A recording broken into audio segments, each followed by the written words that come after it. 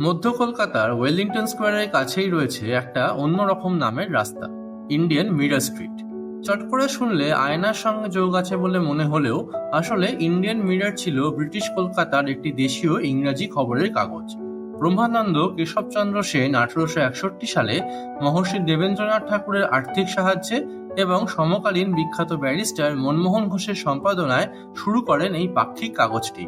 এছাড়াও এই কাগজের সঙ্গে জন্মলগ্ন থেকে যুক্ত ছিলেন সেই সময়ের আরেক বিখ্যাত ব্যক্তিত্ব শ্রী নরেন্দ্রনাথ সেন, যিনি পরে এই কাগজের সম্পাদকও হয়েছিলেন।